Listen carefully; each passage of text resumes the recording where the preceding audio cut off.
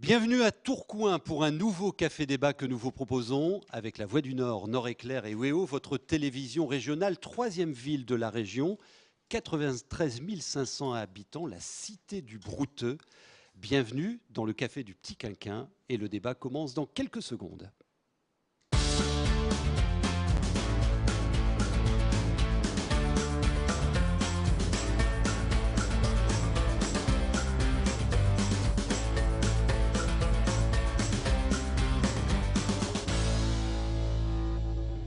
Et tout d'abord un merci à Michel et Jean-Michel Eudan qui sont les propriétaires de ce café du Petit Quinquin installé place de la République à Tourcoing. Et juste derrière, c'est la Ducasse d'hiver. Et regardez ce manège, le manège de la tentation. Au plus exactement, c'est un stand où certainement que nos 6 candidats iront s'inspirer pour aller manger une pomme d'amour ou un croustillon hollandais. La tentation, ils sont tentés par cette aventure municipale. Ils sont tentés par ce poste de maire à Tourcoing. Je vous rappelle que nous voterons les 23 et 30 mars et vous irez voter. Ces 6 candidats, on va tout de suite vous les présenter avec Jean-François Rubichin qui est le responsable de l'agence Voix du Nord Nord-Éclair ici à Tourcoing. Une question centrale, et je vous la pose cette question, cette ville de Tourcoing restera-t-elle à gauche au 30 mars? Je crois que c'est une question qui est dans toutes les têtes. Oui, si candidat à une question, la ville va-t-elle rester à gauche? Dirigée par le PS et ses partenaires depuis 1989, la ville est plutôt ancrée à gauche. En 2008, ses électeurs ont voté à plus de 55% pour François Hollande, mais Tourcoing a aussi 2 députés de droite depuis plusieurs années. Alors Tourcoing, c'est aussi la 3e ville de la région, derrière Lille et Roubaix. Elle présente donc un enjeu important pour la communauté urbaine de Lille. Si Tourcoing bascule, celle-ci peut changer de présidence. Rappelons qu'après le 30 mars, Tourcoing aura 13 élus sur 170 rue du Ballon. Alors vous qui êtes des fidèles, on vous rappelle que ce scrutin va changer parce que vous aurez à élire également vos représentants à la communauté urbaine de Lille en ce qui concerne Tourcoing. Alors on va les présenter maintenant, ces 6 candidats. On commence par le maire sortant. Alors le maire PS sortant, Michel-François Delannoy, qui l'an dernier avait lancé un appel au rassemblement de toutes les forces de gauche et même au-delà pour le premier tour. Un appel entendu puisque vous avez sur votre liste, monsieur le maire, des représentants d'Europe Écologie Les Verts, des communistes, du PRG, du MRC et même du MoDem qui siégeait déjà dans votre majorité. En face de vous, le député UMP de la 10e circonscription, Gérald Darmanin. Vous avez succédé en 2012 à Christian Van Est à l'Assemblée, mais pas seulement. Depuis les dernières municipales, vous êtes aussi le chef de file de l'opposition de droite et vous avez également le soutien de l'UDI. Les centristes sont donc divisés à Tourcoing. Et le FN est également présent à cette Oui, élection. le FN est également présent pour ces municipales avec un nouveau, Jean-François Bloch. Vous aviez déjà été candidat aux législatives dans la 9e circonscription en 2012, mais c'est votre première candidature à une élection municipale. Un enjeu pour le parti frontiste qui ne comptait plus de représentants au sein du conseil municipal depuis la rupture de l'ancien cadre du FN Christian Backrout avec Marine Le Pen. Alors qui est au rendez-vous maintenant de l'autre côté de l'échiquier politique? Alors de l'autre côté de l'échiquier politique, William Roger, c'est aussi votre première candidature au municipal à Tourcoing. Vous représentez les couleurs du Front de résistance populaire de gauche, et donc plutôt la gauche de la gauche. Jusqu'ici, on vous retrouvait plutôt à côté des communistes, mais vous avez choisi de monter une liste après que ces derniers aient décidé de repartir avec les socialistes. Et nous avons 2 candidats sans étiquette. 2 candidats sans étiquette dont on saura bientôt s'ils sont en capacité ou pas de présenter une liste. Webb Le Chi, vous dites représenter les oubliés. C'est aussi votre première candidature au municipal. Vous avez déjà été candidat aux législatives de 2012 dans la 10e circonscription. Et pour terminer, Yazid Kiar. Vous, c'est votre première candidature. Vous êtes le président d'une association baptisée 59 200 à l'heure. Donc 59 200, code postal de le Tourcoing. code postal de Tourcoing. Et donc vous présentez une liste citoyenne. Bien. Alors, des enjeux importants. Sur la participation, qu'est-ce que ça donne sur les scrutins antérieurs sur cette ville? Alors sur la participation, Tourcoing est en général mauvais élève. En comme 2008, sa voisine, hein, Roubaix voilà, également. un peu comme sa voisine Roubaix, ainsi que Waterloo. En 2008, seulement 53% des inscrits avaient pris part au scrutin, Qu'en sera-t-il cette année? La question est loin d'être anodine pour chacun d'entre vous. Alors effectivement, c'est un facteur très important. On pense entre autres à Michel-François Delannoy. C'est le rendez-vous du second tour sera aussi dicté par le taux de participation. On va expliquer tout cela avec nos invités. Tiens, parmi vous, qui a déjà déposé sa liste en préfecture? Vous avez jusqu'au 6 mars. Qui? Personne. Je le dis parce que la préfecture tire un peu la sonnette d'alarme, puisque seulement 45% des villes et des communes de cette région ont déposé leur liste, et les services administratifs les attendent. Vous pensez les déposer quand, les uns et les autres? Vous avez des dates, monsieur Delannoy? Demain. Demain, très bien. Et vous? Moi aussi, demain. Demain? Vous y allez ensemble? Nous, c'est prévu pour vendredi. Vendredi. Et vous, messieurs? Moi, ce sera lundi. Lundi. Monsieur, allez-y. La semaine prochaine. Donc, lundi, vous confirmez que vous déposez une liste? Tout à fait. Et vous, pareil? Le 6 mars. Le 6 mars. Ne ratez pas l'heure. Hein. Ouais, et les bouchons, ça jouait des tours lors de scrutins précédents.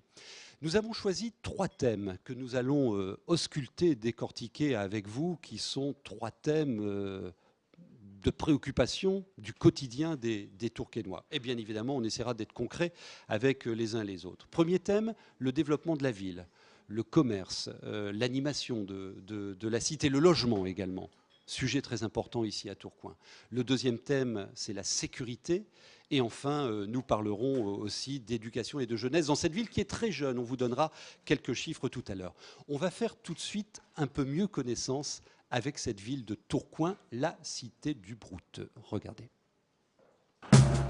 Albert Einstein, le génie de l'espace et du temps, vous connaissez sans doute. Albert Einstein, à Tourcoing, vous connaissez peut-être moins. C'est un boulevard à l'entrée de la ville. Mais on y comprend vite que l'espace et le temps y sont en relation étroite. D'immenses usines désertées par le textile appartiennent au passé. Ici, il faut réinventer un modèle de cité. Et c'est sur ces nouvelles images au sens propre que la ville va s'appuyer. Le pôle image de Tourcoing, ce sont des studios, des créateurs, des techniciens, près de 1000 emplois nouveaux sur une ville. Quand on connaît un taux de chômage de 20%, c'est important. Alors les façades reprennent vie et l'on pense ici aux technologies de demain. Une école de cinéma au Fresnois complète l'ensemble. Des artistes parfois un peu obscurs y font danser le passé sur les murs. Imaginer le futur, ce n'est pas qu'une affaire d'image virtuelle, c'est aussi du dur, et là encore, il faut composer avec le passé. Pour le centre-ville, par exemple, il y a les incontournables, l'église Saint-Christophe ou encore l'hospice d'Avray. On y perdait hier la tête par vieillesse, c'est devenu une maison folie. Au détour des événements, les caricatures de François Bouc font oublier le sourire des sœurs de charité. Plus classique, à 2 pas, le nouveau centre commercial, qui ne l'est pas encore assez, et le nouvel hôtel, autant de paris pour fixer sur place ceux qui fuyaient vers Lille. Question logement, c'est le même jeu entre l'espace et le temps. Il en manque, et pour les logements sociaux, l'attente est longue. Alors soit on rénove, comme pour ce loft spectaculaire, où la déco se transforme en musée d'histoire naturelle, soit on reconstruit après démolition des anciennes usines. 3000 logements sont sortis récemment de terre. Les investisseurs ont retrouvé l'adresse de Tourcoing. Dans le quartier de Belle-Rencontre, ces nouveaux immeubles voisinent avec une médiathèque flambant neuve. Côté culture et animation, la ville joue le grand écart avec des fêtes très populaires et des expositions au musée très pointues. La ville compte encore 3 théâtres et un atelier lyrique qui joue l'excellence au niveau national et aussi la discrétion, car c'est ça Tourcoing.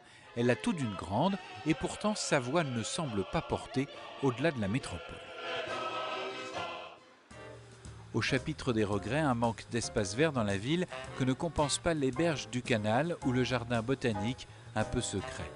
Un nouveau parc est prévu sur la zone de l'Union. Encore une fois, Tourcoing a besoin de temps pour occuper tout son espace, une relation chère à Einstein. Je vous présente, messieurs, Guy Fournier, un Tourquenois depuis une vingtaine d'années. Hein. Oui, bonsoir. Oui, tourquenois depuis 20 ans cette année. Voilà, vous êtes né à Calais. Oui, calaisien d'origine.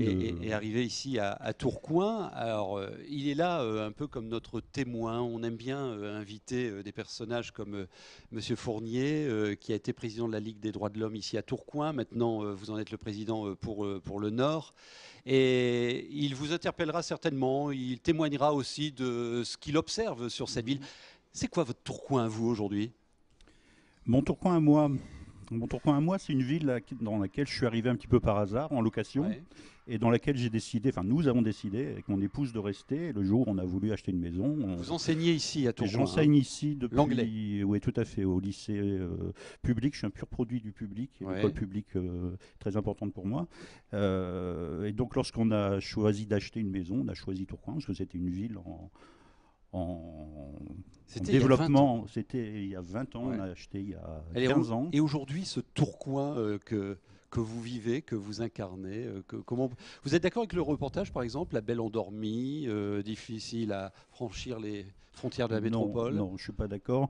Il y a déjà effectivement, les Lillois viennent. Je suis membre d'associations qui Ouais. organisent des ciné-débats, etc. C'est vrai qu'on a du mal à faire venir les Lillois sur Tourcoing, mais bon, ça c'est culturel. Je veux dire, c'est pas propre. Ils vont pas à Roubaix non plus, ils vont pas à Waterloo, ils vont pas à Loin.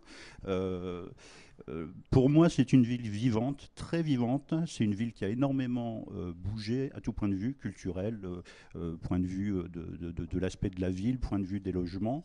Et quels sont les problèmes de cette ville aujourd'hui? Vous entendez des choses là-dessus, certainement.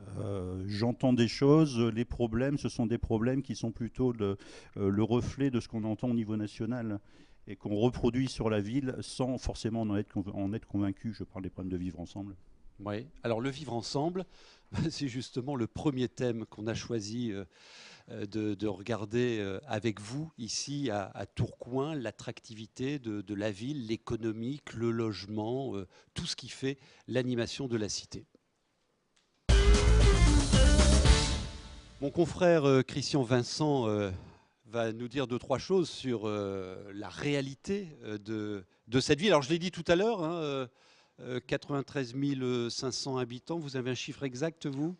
On est aux alentours, parce que ça change assez facilement quoi, en fonction Ouais. des naissances et des décès, mais ça reste un chiffre stable. C'est stable. Oui. D'accord. Alors, Tourcoing, on y dénombre 14 000 emplois salariés, Ouais. mais un taux de chômage de 20% selon les chiffres de l'INSEE. D'accord. On y remarque aussi, et c'est peut-être là un chiffre un peu plus inquiétant, qu'un Tourquenois sur 4 vit en dessous du seuil de pauvreté de 814 € par mois. Alors, en face, ça veut dire, et c'est aussi une préoccupation des gens, l'emploi. Oui. Créer des emplois. Quels sont les leviers qu'a ce territoire, cette ville, pour pouvoir développer son économique? Alors, depuis la fin de l'industrie textile, c'était au début des années 2000, Tourcoing souffre d'un chômage persistant et court après une relance. Les emplois industriels se sont effrités, un peu comme dans d'autres régions. En revanche, pour contre-attaquer, la ville a misé sur les emplois liés à l'économie de l'image. On l'a vu dans le reportage, c'est le pôle image, c'est la pleine image, qui a émergé non loin du Fresnois, le Studio national des arts contemporains.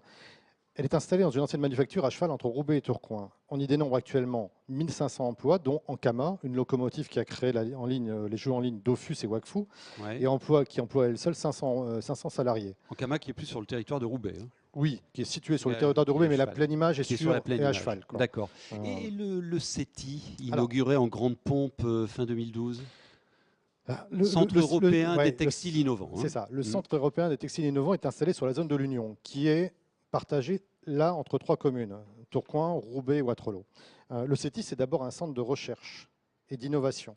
Il n'a pas pour vocation de créer des emplois sur place. Il y en a eu quelques-uns, mais le but du CETI était au démarrage d'aider à l'installation d'entreprises au niveau de la région, et y compris de l'euro-région. On en est là. Pour l'instant, D'accord.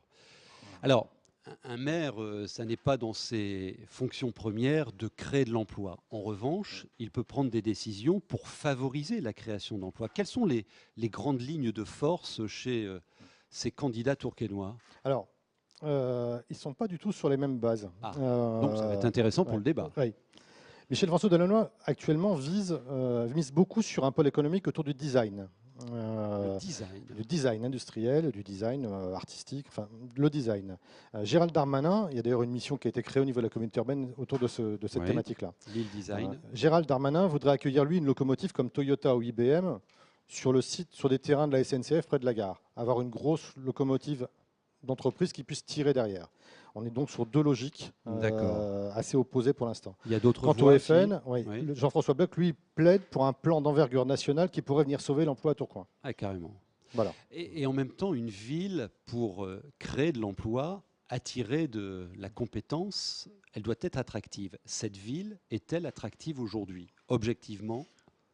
Alors, c'est bien le problème. Ce que vous disiez, Guy Fournier, juste avant, c'est bien le problème de dire comment faire venir les gens à Tourcoing. Clairement, il y a une transformation qui s'est opérée en centre-ville, qui a été entièrement rénovée sous ce mandat. On a rénové des écoles, on a rénové des collèges. Ça, c'est des choses au niveau des investisseurs pour s'installer dans la ville qui peuvent donner envie d'y aller. Mais il y a aussi le quartier de Bellencontre, et là, ça a été le gros programme de l'ANRU, qui a complètement métamorphosé le quartier. Vous êtes donc très quel quartier? Vous clair. habitez quel quartier? Sans égalité. C'est là pas loin? C'est à 10 minutes à pied à peu près.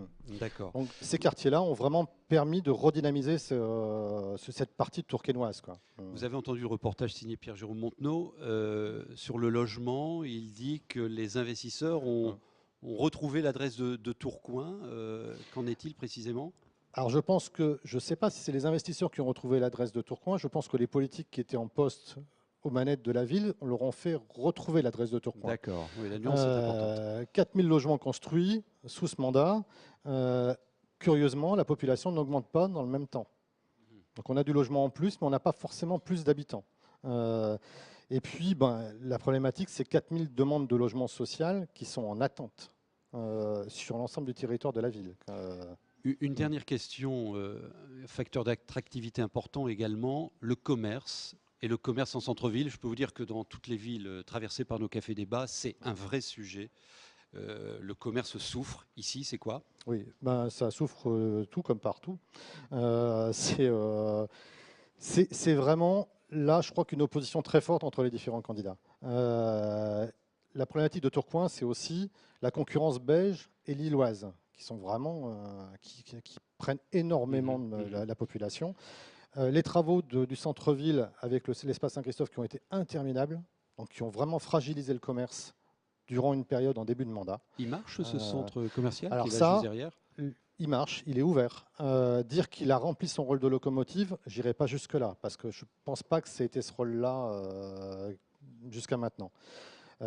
Clairement, le commerce ne se porte pas bien. À titre d'anecdote, il y a quelques années, Tourcoing a été, certains disent au monde, mais on pense que c'est en France, la seule commune à avoir fermé un McDonald's en centre-ville. Si.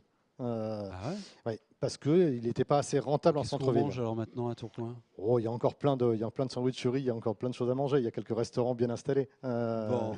Merci pour ces informations. On vous a interrogé également, vous, les Tourquenois, sur la Grand Place lors du dernier marché. Comment vous vivez votre ville aujourd'hui? Écoutez. Moi, je connais Tourcoing des années 70 et je connais Tourcoing maintenant. Parce que quand je suis arrivé en 70, il était animé. Il était vraiment animé, la Tourcoing, mais maintenant, il n'y a rien. Au niveau culturel, je trouve qu'il y a vraiment beaucoup de choses proposées. Après, c'est vrai qu'en ce moment, on voit beaucoup de constructions dans la ville, beaucoup de petits immeubles qui se construisent, qui sont assez sympathiques, des rénovations, des choses comme ça. Il y a beaucoup de constructions nouvelles, des nouvelles écoles, des nouveaux bâtiments, des nouvelles rues. Ça stagne un petit peu. Ça a été reboosté avec l'ouverture de Auchan. Pour moi, ça a poussé à flot. Là, dans la galerie, c'est excessif en fait. Les prix pour une ville comme Tourcoing, c'est pas, voilà, c'est pas, faut moins cher. Moi, j'y vais régulièrement. Il y a même le cinéma. Il reste assez tard, comme à Paris en fait. Donc là, c'est une bonne chose. À l'intérieur, il y a des magasins, Auchan City. Non, je trouve que c'est une bonne chose. Moi, je la trouve bien, mais je trouve qu'elle n'est pas fort fréquentée. Par contre, j'aime pas tellement que c'est juste à côté de l'église. C'est un peu choquant pour le décor. Pas d'originalité, entre guillemets, je trouve. En fin de compte, c'est le centre-ville qui est mieux que la galerie, hein, quand même. Je crois que ça marche. J'en sais rien. Moi, je préfère le centre. L'île, c'est quand même, voilà, c'est l'île métropole, c'est la grosse ville, mais quand même, Tourcoing, vraiment, je trouve que voilà, il y a quand même pas mal de choses à faire ici. Ça, voilà, il y a beaucoup d'activités, beaucoup de choses. Donc voilà, je pense que voilà, ça suit quand même, quoi. Ce qui a fait beaucoup de tort à la ville de Tourcoing, c'est le métro, hein. On est vite sur l'île maintenant, hein, que le métro. Quand j'étais petite, j'aimais bien vivre à Tourcoing et depuis qu'on y est revenu, je suis très contente d'être ici. Michel-François Delannoy, 20% de taux de chômage, indice INSEE, hein, parce qu'il y a deux lectures, Pôle emploi et INSEE, on parle de l'indice INSEE, mais c'est quand même nettement au-dessus de la moyenne nationale. Comment contraindre ce chômage très important avec des conséquences sur la pauvreté sur ce territoire? Bien sûr. En travaillant sur tous les fronts. Je pense que vraiment le combat pour l'emploi, ce n'est pas en misant sur un sujet. Christian Vincent évoquait le design, c'est un sujet. Il faut vraiment qu'on lutte sur tous les fronts. Et d'ailleurs, tous les travaux, les grands travaux comme les petits qui se sont déroulés dans la ville, ont été l'occasion de mettre des demandeurs d'emploi à l'emploi. Pour vous donner un chiffre, je crois qu'il résume bien les choses, tous les grands chantiers de la ville, pendant ces 6 ans, ça a permis de déclencher 200 000 heures de travail qui ont été destinées à des demandeurs d'emploi de Tourcoing. 300 d'entre eux ont trouvé, grâce à cela, du travail. C'est en même temps conserver et lutter, parce que parfois c'est un vrai combat, nos entreprises traditionnelles. Le combat que j'ai conduit avec d'autres, la communauté urbaine notamment, pour sauver par exemple le peignage du Mortier, le dernier peignage de fibre longue d'Europe.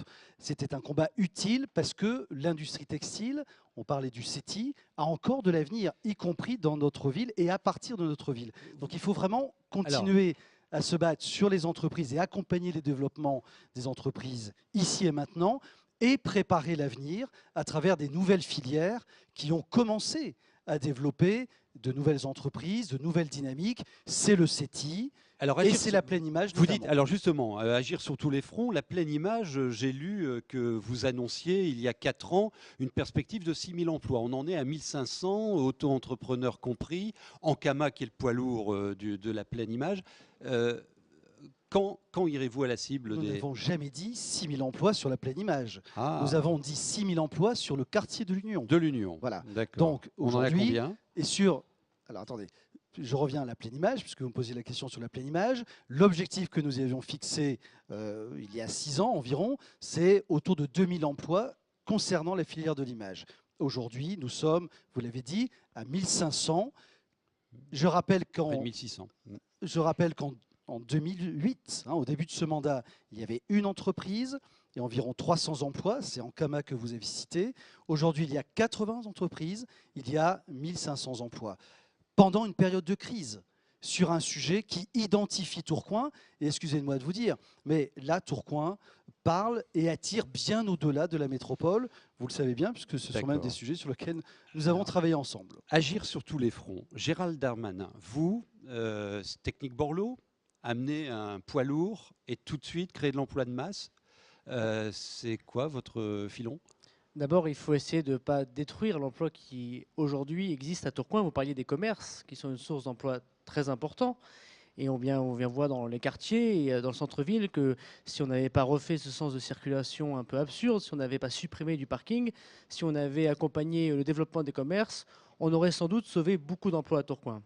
Vous avez rappelé 20%, peut-être un peu moins, de taux de chômage. En fait, il y a eu 34% de chômeurs en plus depuis 2008 à Tourcoing, et c'est évidemment un drame pour chaque famille tourquenoise. Alors effectivement, après, il faut ce que nous appellerions une locomotive. On n'est pas dans la situation de Valenciennes avec Toyota. Mais Amazon s'installe à Douai il y a quelques semaines de cela, 2500 emplois. Pourquoi? Ce n'est pas dans le versant nord-est.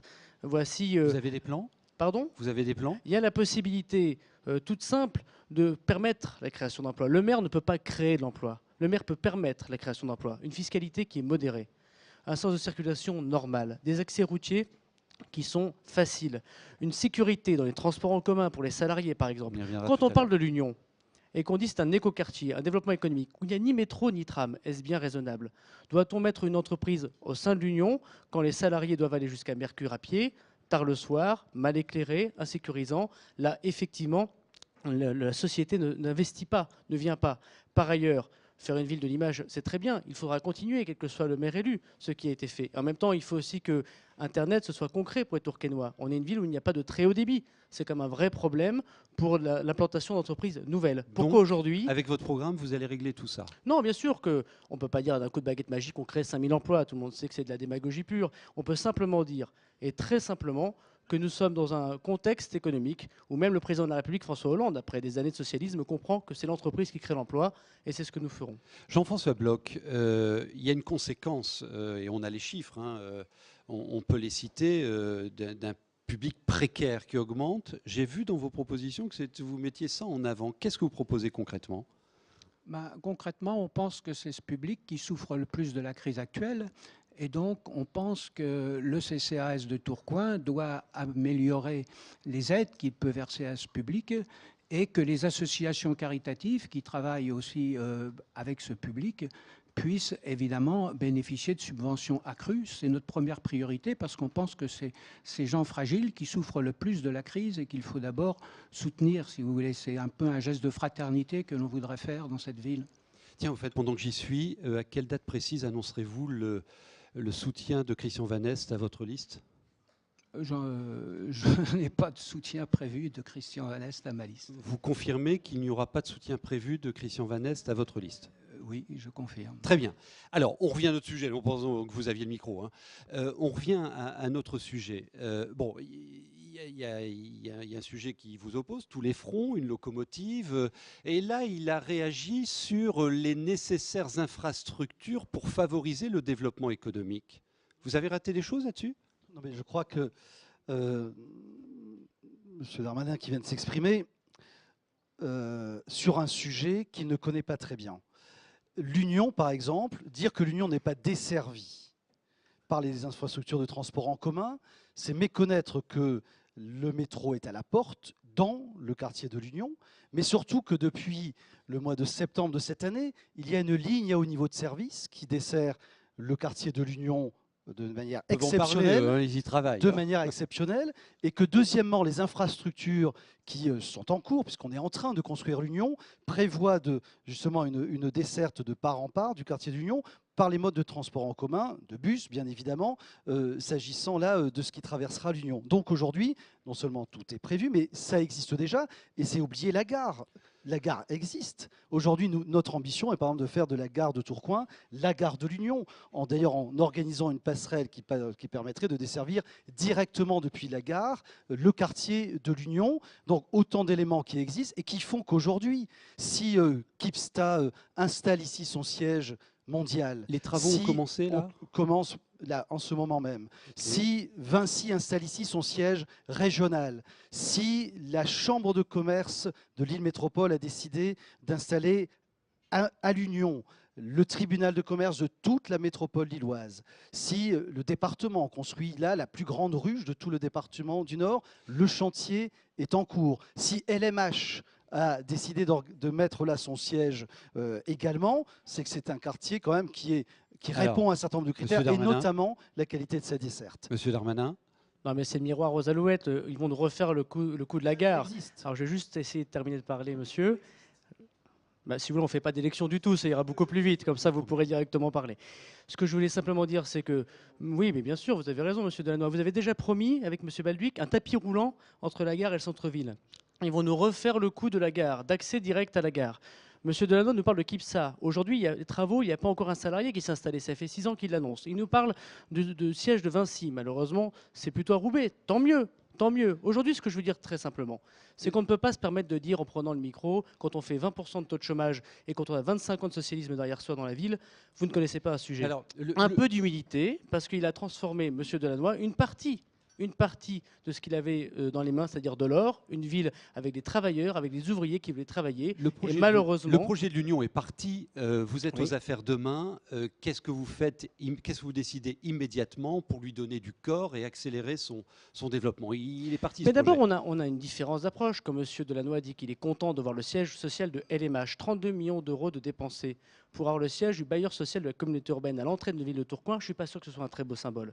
Et je pense que cet argent aurait profité davantage à l'isolation des logements, justement. Des emplois quand même. Le Tourcoing. Je pense que cet argent, il aurait mieux fait d'être dans l'isolation des tours de la Bourgogne, dans l'isolation des maisons du Pont-Rompu, dans les entrées d'immeubles d'un certain nombre de logements sociaux, plutôt que de construire un siège social LMH. Oui, ça effectivement, on a une différence d'approche. Alors, c'était un sujet sur lequel vous avez, vous le confirmez, des visions différentes et c'est intéressant de les éclaircir. On ne va pas pouvoir, sur chacun des thèmes, vous donner tous la parole. Cela dit, rapidement, pour ceux qui n'ont pas encore parlé, sur ce sujet du développement de la ville. Monsieur ? Oui, pour nous, pour le Front de résistance populaire de gauche, pour notre liste qui est constituée de pas mal de syndicalistes qui, au jour le jour, voient ces questions de l'emploi, de la mal-vie, du chômage, c'est important de poser la question de des entreprises viennent sur Tourcoing, mais embauchent-elles des Tourquenois ? Ça, c'est aussi la vraie question.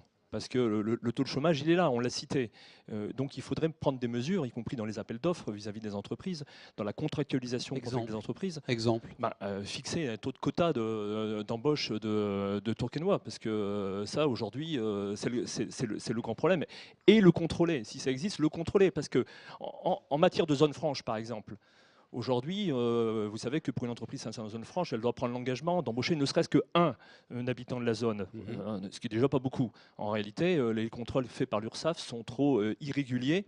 Ils auraient besoin d'être beaucoup plus nombreux, parce que nous avons des exemples de cas où, en réalité, dans de petites entreprises, il n'y a plus aucune personne de la zone qui, au bout de 6 mois, un an. Kipsta va s'installer.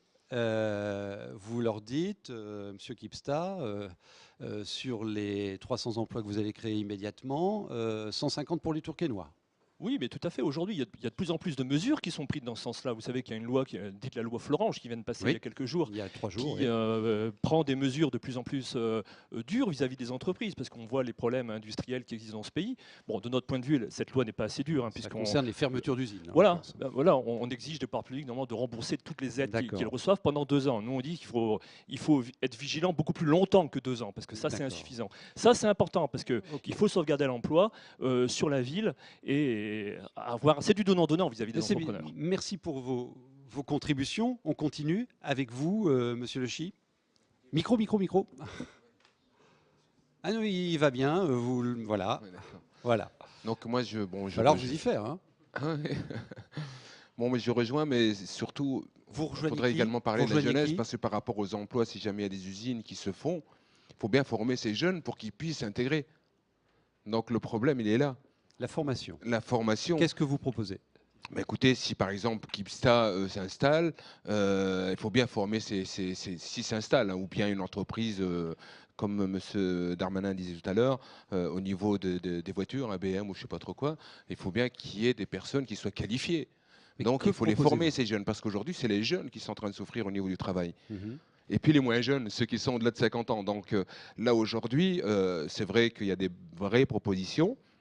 Je ne vais pas répéter ce qu'ils ont déjà dit, mais donc vous êtes d'accord avec ce qu'ils ont dit écoutez, quand on est d'accord, on est d'accord. Bon, maintenant, à partir de là, je ne vais pas commencer à inventer pour dire des choses qui n'ont pas le... Vous êtes le candidat de la synthèse, un peu. Tout à fait. Monsieur Quillard. mais écoutez, encore une fois, je vois que M. Delannoy lit avec brio.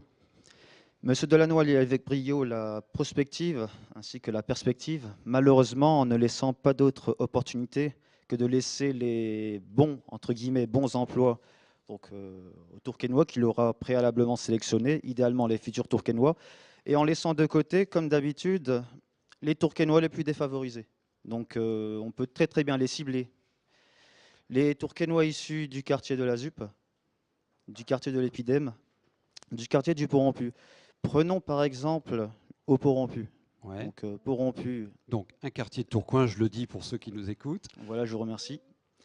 Donc concernant le Pont-Rompu, qui est une zone de rénovation urbaine, donc pour rejoindre un propos, je dirais, une proposition d'allier de meilleurs emplois, je dirais, ça aurait été tout simplement, donc en marge des contrats publics, donc des appels d'offres, si vous voulez, c'est d'insérer tout simplement une clause sociale qui permettrait d'instaurer un pourcentage, un quota d'emplois réservés aux Tourquenois. D'accord. Je pourrais aussi citer l'exemple. Donc ça existe dans les appels d'offres. Ce que nous faisons. Mais pas généralement, Monsieur Delannoy. Non, pas généralement. Sinon, je peux vous dire... Vous avez un contre-exemple ? Mais écoutez, de toutes les façons, il faut savoir que je reste sur le même quartier, le Pont-Rompu. Donc il y a eu en marge de ce que vous appelez l'application de votre clause sociale. Donc quelques dégradations, je pense notamment à la dégradation d'une grue. Donc parce que c'est super hein, d'embaucher quelques jeunes à faire les chiens de garde, parce que c'est ça, à jouer les chiens de garde. Donc la nuit, ce qu'on appelle des grands frères dans le jargon, malheureusement ce n'est pas dans les chantiers. Il va falloir un peu décrypter là. Mais sur la clause sociale. Oui, parce que là, il faut être rigoureux. Les sujets dont on parle, c'est quand même l'avenir de Tourcoing et c'est sérieux. Là, sur les sujets dont on parle à l'instant, précisément, je l'ai dit tout à l'heure, ce n'est pas une clause sociale. Nous avons imposé une clause d'emploi, c'est-à-dire que pour tous les chantiers, d'ailleurs, de la ville ou qui se déroulent par l'initiative de la ville, nous demandons aux entreprises qui organisent les chantiers, notamment, donc ce n'est pas autour des chantiers, c'est dans les chantiers, ce sont les travailleurs précisément, eh bien, de faire en sorte qu'il y ait un pourcentage de demandeurs d'emploi de Tourcoing qui ait accès à ces emplois. C'est ce que j'évoquais tout à l'heure, les 300. Nous préparons par exemple le grand projet de la promenade de Flandre, qui est un projet en commun d'ailleurs avec d'autres communes autour de Tourcoing. 200 emplois vont voir le jour dans le chantier lui-même. Nous disons, avec les maires d'ailleurs de Neuville et de Ronques, qu'il faut qu'il y ait des demandeurs d'emploi de nos villes qui aient accès à ce grand chantier. 800 emplois vont voir le jour ensuite lorsque les magasins de promenade de Flandre vont voir le jour de la même manière. Nous disons au moins 60% des personnes qui vont être recrutées doivent être des demandeurs d'emploi de Tourcoing. Donc ça, je pense qu'il y a cette volonté de travailler vraiment pour que les chantiers, le développement des emplois servent les demandeurs d'emploi de Tourcoing. Et là où vous avez raison, c'est qu'il faut que ça serve l'ensemble des demandeurs, y compris les personnes non qualifiées. Il me reste 3 minutes et je voudrais entendre la réaction de Guy Fournier. On parle rapidement d'un sujet qu'on a entendu tout à l'heure, le commerce. Et le commerce en particulier en centre-ville. Saint-Christophe, réussite, échec, semi-échec? Ça ne fait pas 3 ans que c'est ouvert. Les spécialistes du commerce de centre-ville disent qu'un événement, parce que c'est un événement, l'arrivée d'un commerce de ce type prend ses marques entre 3 et 4 ans. L'an dernier, l'espace Saint-Christophe a accueilli 3 millions de visiteurs.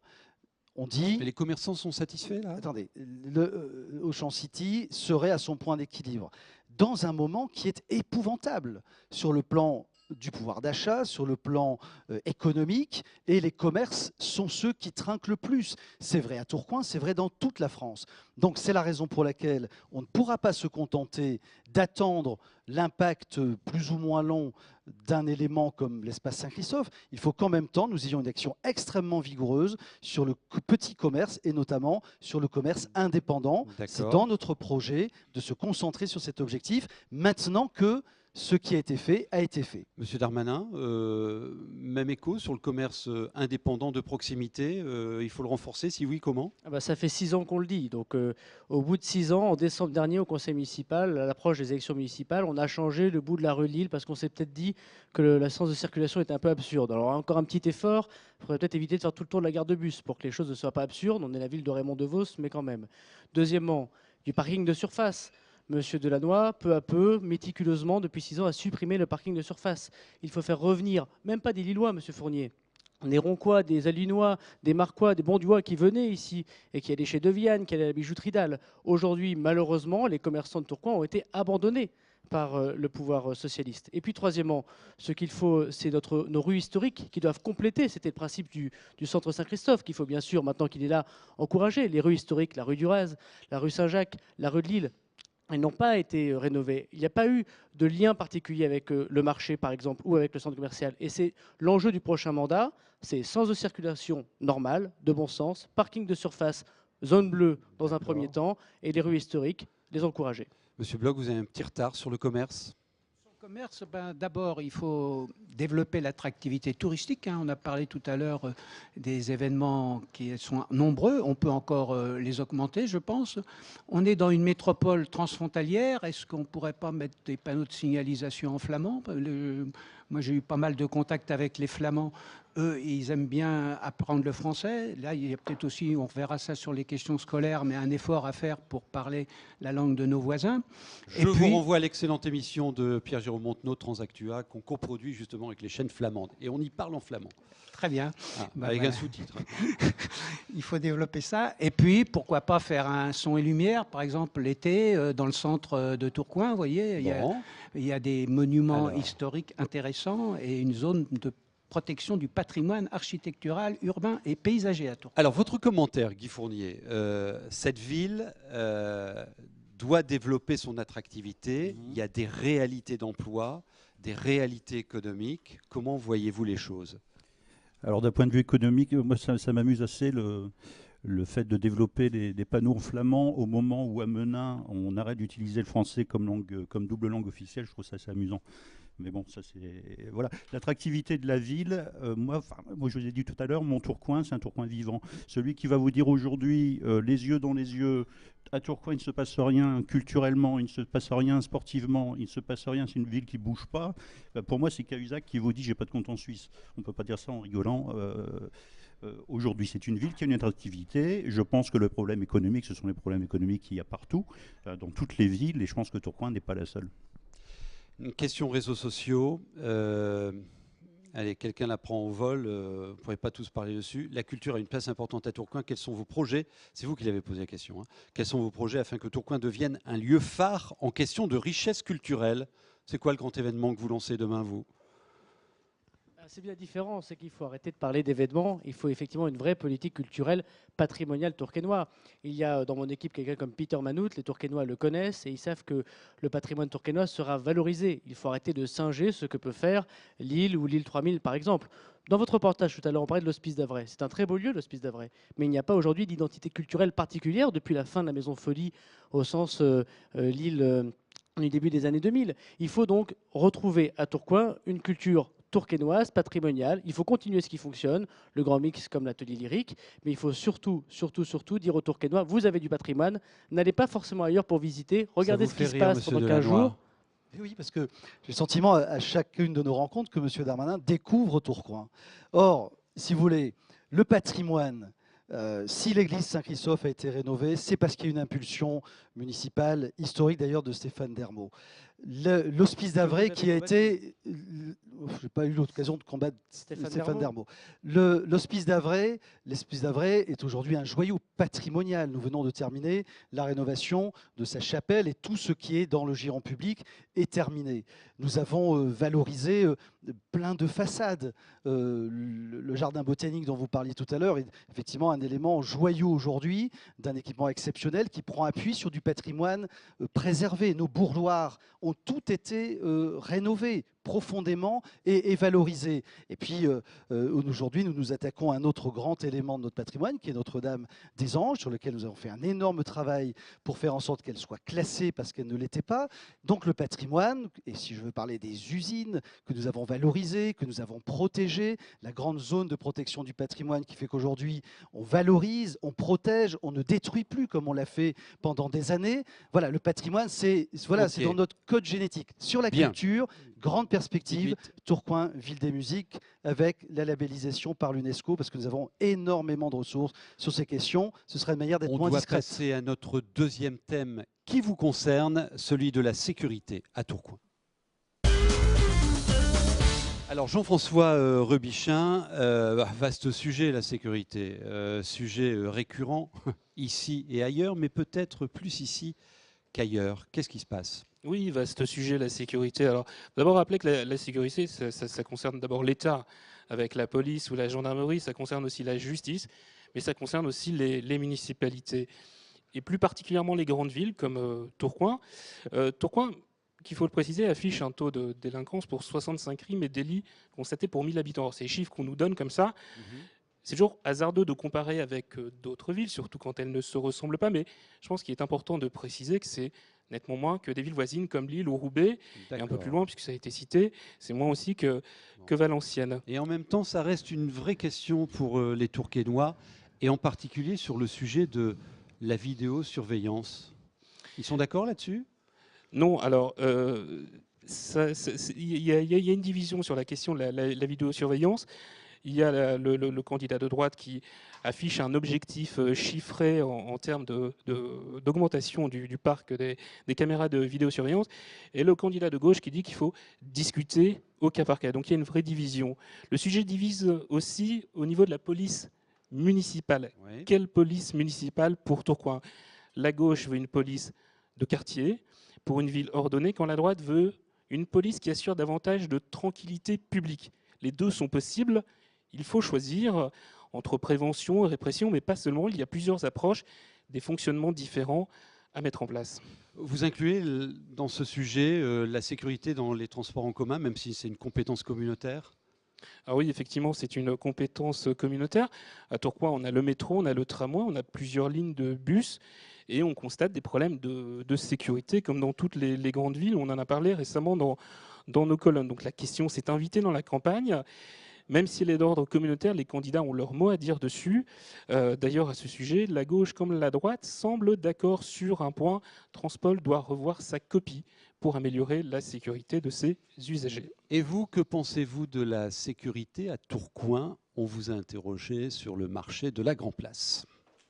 Vous voyez jamais la police dans la ZUP, hein? Jamais. Et moi, comme je vous dis, j'habite à la frontière du Riscourtou. Régulièrement, il y avait des cartes de CRS, des contrôles. Et puis à un petit moment, ou alors c'est la nuit quand je dors, mais je vois plus de contrôle. La police ne peut pas être partout. Donc les gens de Tourcoing aident aussi la police. C'est un travail de tous les habitants de Tourcoing. On a peur parce qu'il y a des squats, voilà, ça crie dans tous les coins. Il y a beaucoup des gens qui sont sous l'emprise de la drogue et de l'alcool. Et voilà, c'est vrai qu'on a peur.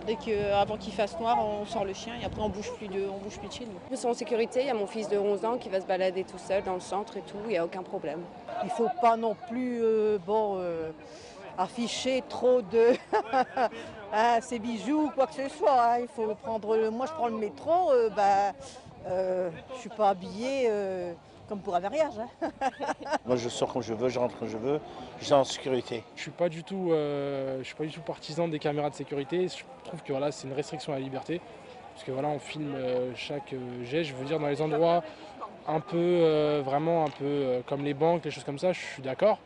Mais voilà, que ce soit dans les lieux publics, je suis pas forcément pour. S'il y a des délits, oui, on peut les retrouver plus facilement, puis au moins on connaît leur visage. Ça, moi, je suis entièrement d'accord. Parce que moi, je dis, quand on n'a rien à se reprocher, on peut être filmé, quoi. Si on n'a rien à se reprocher. C'est très bien. Ça, c'est très bien, c'est sécurisant, je trouve. Vous trouvez pas?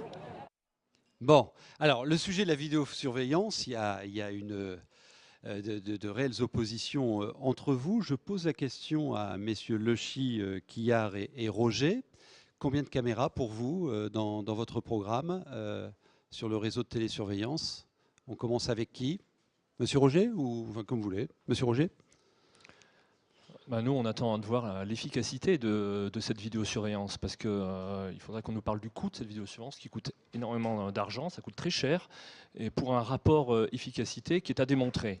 On demande un audit là-dessus pour qu'on puisse voir, parce que voilà, c'est l'efficacité, pour nous, c'est pas celle-là, ce ne sont pas les caméras. Comme quelqu'un le dit dans le reportage, il y a certains lieux auprès des banques, ça peut être encore compréhensible, mais voilà, la vidéosurveillance partout, qu'on nous montre l'efficacité. Il faut plus de moyens humains, tout simplement, dans la ville. C'est ça qui prime, plutôt que de mettre quelqu'un derrière une caméra. Alors, combien de personnes, sur quel poste et dans quel quartier? Qu'est-ce que vous prévoyez?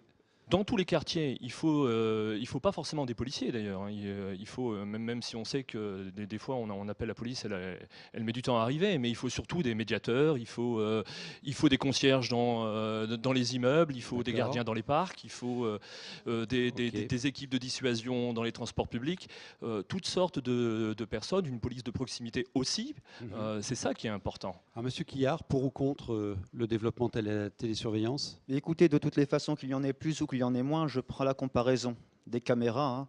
À l'instar des projecteurs. On est servi ce soir, hein. Il y en a partout. Hein. Oui, bien sûr, mais vous savez, c'est comme des souris, hein. On trouvera toujours des recoins où commettre ces actes d'incivilité ou bien d'atteinte à la sécurité des biens ou des personnes.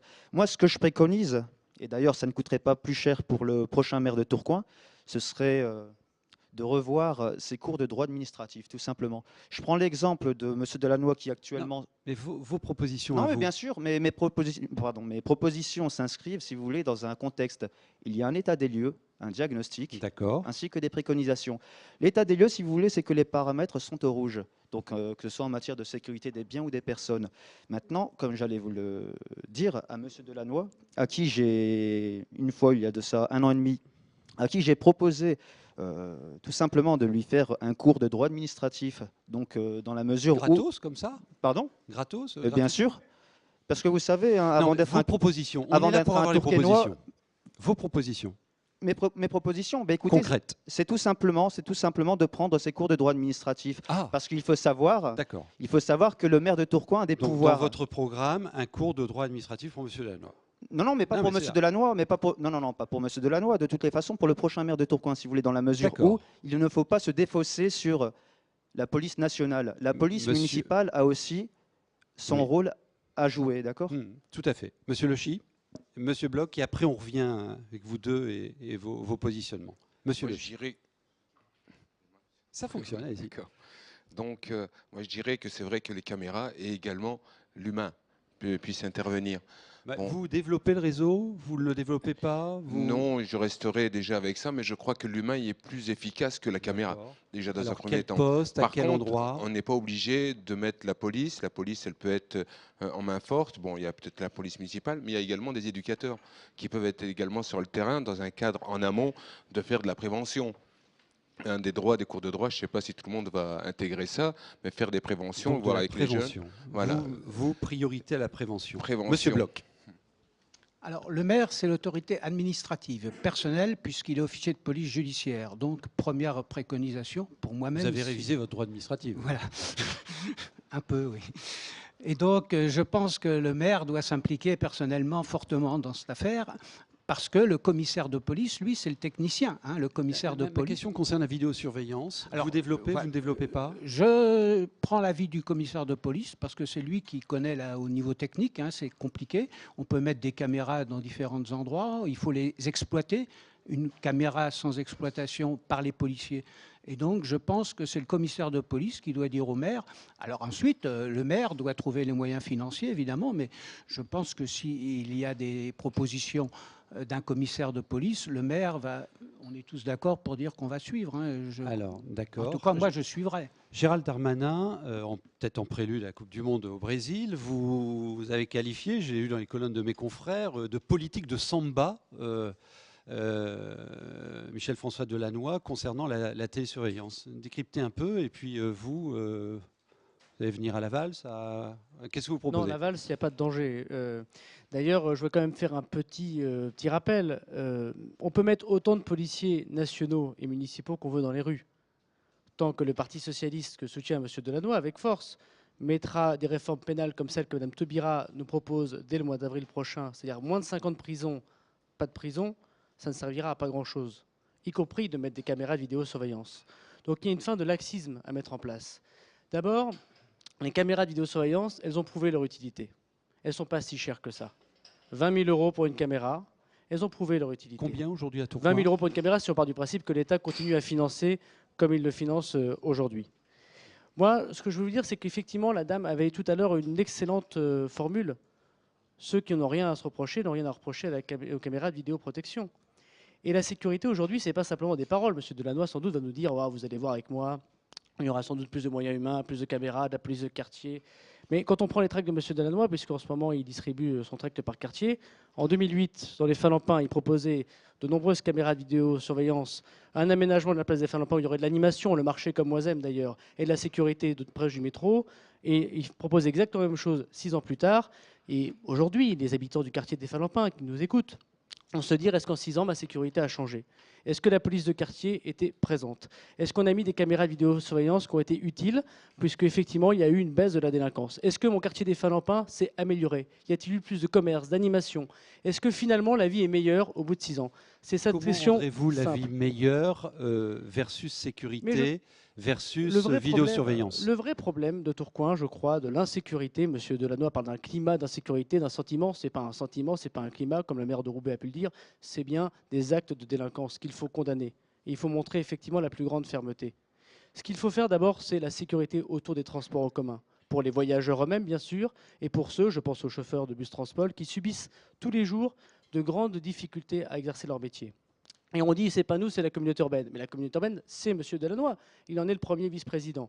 Moi, je crois très sincèrement qu'il faut rompre avec ce laxisme dans le métro, dans les transports en commun. C'est la première des choses. D'abord, vous irez à l'hôtel du Ballon pour dire...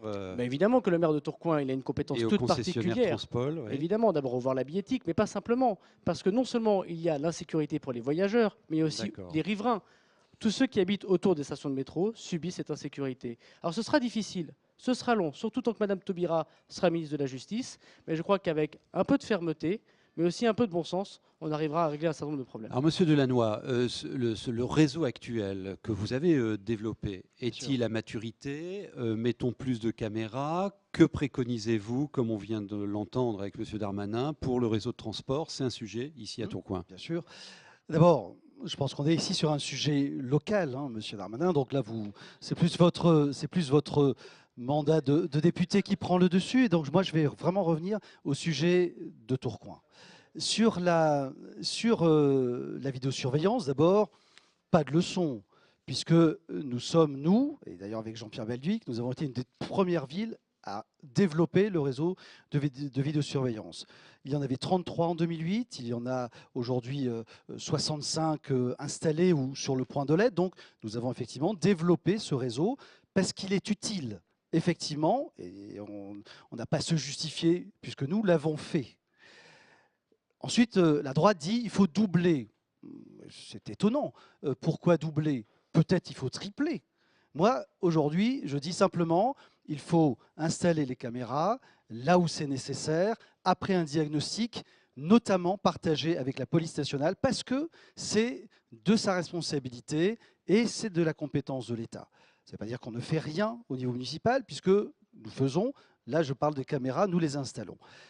Deuxièmement, la grande différence entre nous, c'est que nous continuons à dire que les caméras doivent être vues, observées par la police municipale, mais en lien avec la police nationale immédiatement. Vous les avez fait entrer dans leur surveillance. Nous sommes la seule ville de France à avoir effectivement le centre de supervision, comme on dit, c'est là où on regarde les écrans. Et vous approuvez sur ce point, excusez-moi? Tout à fait. Là où on observe les écrans, c'est aujourd'hui dans le poste de contrôle de la police nationale, ce qui rend très efficace effectivement l'observation et la réactivité. C'est tellement vrai que M. Delannoy a le pire mal du monde, a demandé à M. Valls que lors du déménagement du commissariat de la police nationale, le centre de supervision urbain des caméras, peut-on dire, soit également dans le nouveau commissariat. Aujourd'hui, ce n'est pas fait, Monsieur Delannoy. Monsieur, on n'en est d'abord pas tout à fait là. C'est un peu dommage. Et je n'ai absolument pas...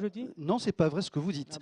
D'abord parce que je l'ai demandé à M. Valls, qu'aujourd'hui je n'ai pas eu beaucoup de mal. C'est un sujet qui, on en est à peine aujourd'hui à choisir les architectes. Est-ce qu'il voulait accorder que le CSU puisse être de nouveau dans le commissariat de police nationale? Ce combat, je l'ai mené précédemment, je l'ai obtenu, ce combat je le mènerai et je le gagnerai auprès de M. Valls. Vous ne l'avez pas encore eu, M. Valls?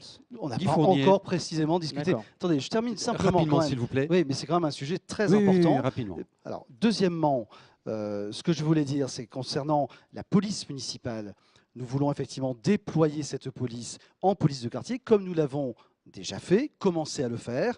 Nous avons commencé à déployer cette police dans le quartier des Falampins, d'ailleurs, dont parlait M. Darmanin, où nous avons installé d'ailleurs aussi des caméras de vidéosurveillance. Et nous y avons aussi d'ailleurs développé, en lien d'ailleurs avec, par exemple, des structures socioculturelles, des interventions, parce qu'il faut effectivement agir aussi en prévention. Vous avez raison.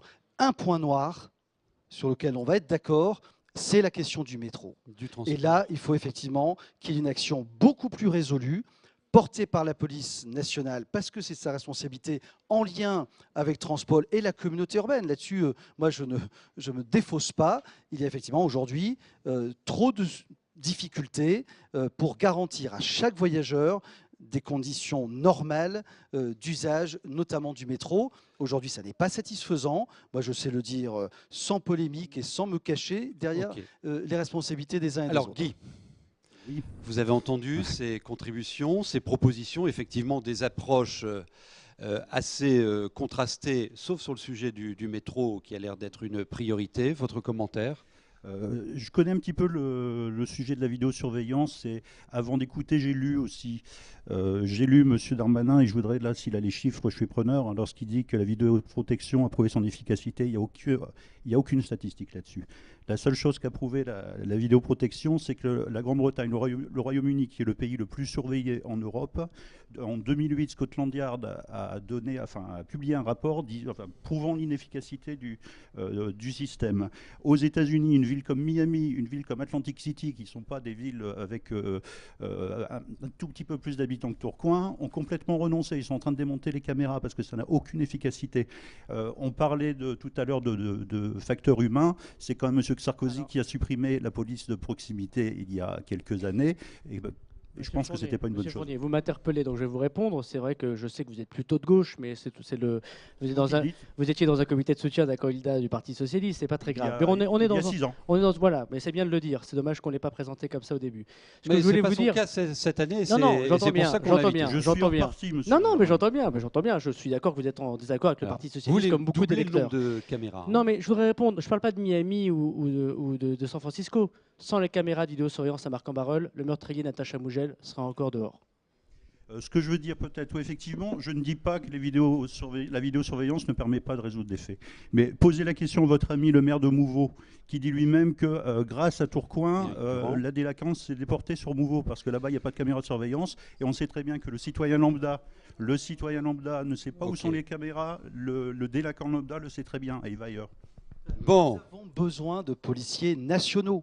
Nous avons perdu des dizaines de policiers nationaux dans les années. Ils commencent à revenir. C'est la première fois, effectivement, que les effectifs ont commencé à réaugmenter. Après 10 ans... Stabilisé. Non, après 10 ans de dégringolade, 92 policiers supprimés dans le commissariat de Tourcoing. Un nouveau commissariat que j'ai obtenu du gouvernement pour accompagner cette augmentation des effectifs, mais des effectifs de police pour intervenir plus vite auprès des habitants qui le demandent et à davantage surveiller les pieds d'immeubles, le métro, bref, plus de présence pour plus de dissuasion et plus d'intervention. Ok. Tourcoing, très vite, monsieur, vraiment. Oui, parce que M. Delannoy s'approprie la parole. Écoutez, pourquoi pas moi, justement. Donc, concernant une application du rôle de la police municipale, ce serait, à ce qui paraît que ça existe, donc ce serait d'adopter des arrêtés municipaux qui restreindraient ou voire même empêcheraient tout rassemblement dans les bouches de métro. Et aussi, tant qu'on y est, des arrêtés municipaux, en tout cas pour les voies qui relèvent, je dirais, de la municipalité, des arrêtés municipaux donc, il n'est même pas question de restreindre, je dirais, mais c'est carrément d'interdire, je dis bien d'interdire la mendicité. Votre proposition. Troisième et dernier thème, Tourcoing, allez les jeunes. Et c'est un jeune qui va nous parler de Tourcoing, la jeune. C'est une ville jeune, hein? Quoi, un ancien jeune? Vous êtes simplement jeune depuis un peu plus longtemps que les autres. C'est ça. Ils sont tous jeunes, c'est un futur vieux, quoi. Bon, non, mais cette ville à est Tourcoing, jeune. c'est 38% de la population à moins de 25 ans. 23% moins de 14 ans. Alors, la jeunesse de la ville, c'est un atout, clairement. Sauf que c'est aussi un inconvénient, tout simplement parce que les jeunes sont plus touchés par le chômage, ont plus de difficultés pour trouver à se loger et ont moins de pouvoir d'achat. Et ils ont des demandes, ces jeunes également, à la ville, à leur cité. C'est bien le problème de leur donner de l'espoir. Donner de l'espoir. Leur donner de l'espoir, c'est, je crois, une des grandes demandes des jeunes, pas forcément prononcée de cette manière-là, mais on les sent un petit peu désespérés. C'est ce qui est très inquiétant, à mon avis, pour l'avenir. Alors, à gauche, pour ces municipales, Michel-François Delannoy mise sur la culture, mais aussi des bourses d'accompagnement comme des bourses pour aller faire des voyages à l'étranger dans divers domaines par le biais de la mission locale. Il espère qu'on aura un grand lycée public avec des filières d'études supérieures. De son côté, Gérald Darmanin, lui, entend promouvoir l'apprentissage, développer les aides au permis de conduire, il mise sur le sport, mais aussi il aimerait bien voir venir l'IUT de l'Université de droit de l'île 2 arriver à Tourcoing. Elle est actuellement à Roubaix et ça permettrait de faire venir 1400 étudiants sur le territoire de Tourcoing. Et quid des rythmes scolaires? C'est un sujet d'actualité, on en parle partout. Alors, c'est simple. Les rythmes scolaires, c'est septembre de cette année. La problématique, c'est qu'il faut les mettre en place. Michel-François Delannoy a déjà posé les bases pour septembre de cette année avec une orientation sur les découvertes dans les domaines des arts, des sciences, de la philosophie, des langues. Le Front de gauche, lui, demande d'ores et déjà la suppression de la réforme. Les autres candidats contactés s'engagent à l'appliquer dès la première année. À cette différence près, que Gérald Darmanin, lui, lancera un référendum l'année suivante, avec bien évidemment l'espoir que les Tourquenois refusent cette réforme qu'il estime, lui, beaucoup trop coûteuse. D'accord. Sur le foncier aussi. J'ai oublié quand même un tout petit détail. Le candidat du Front National, Jean-François Bloch, lui, veut accentuer la pratique de l'éducation physique en estimant que les enfants sont passés endurants et la découverte des arts dans le cadre de ces rythmes scolaires. Endurants, oui. Ah, tiens. Bon. Sur les bâtiments scolaires aussi, je crois qu'il y a des propositions de part et d'autre. Ouais, tout à fait. Rapidement. Alors, la rénovation du parc de bâtiments scolaires, donc, je parle d'école primaire, parce que là, c'est la compétence de la ville sur le primaire. C'est la mesure phare du programme de Michel-François Delannoy en matière d'investissement. Il entend y consacrer 60%. C'est un budget, c'est un programme qui est déjà engagé depuis plusieurs mandats à Tourcoing. Il y a quand même énormément d'écoles. On est, je crois, que sur une centaine d'écoles. C'est quand même beaucoup. Donc, ça demande un gros budget. En même temps, rénover les écoles publiques à Tourcoing, c'est aussi une manière pour la municipalité socialiste et les différentes municipalités socialistes depuis Jean-Pierre Balduic de concurrencer l'enseignement privé qui avait une majorité d'enfants scolarisés chez lui. Aujourd'hui, dans le primaire, c'est 40%. Avant, on était dans la majorité. Les rythmes scolaires, on en a parlé avec vous sur le marché de la Grand Place. Voilà ce que vous dites. C'est vrai que ça va être un petit peu la galère pour la nouvelle réforme, mais d'un autre côté, leur faire du sport, ça peut être bien pour eux. Après, à voir, il faut toujours essayer et puis après, on verra bien. Franchement, ça ne me gêne pas plus que ça.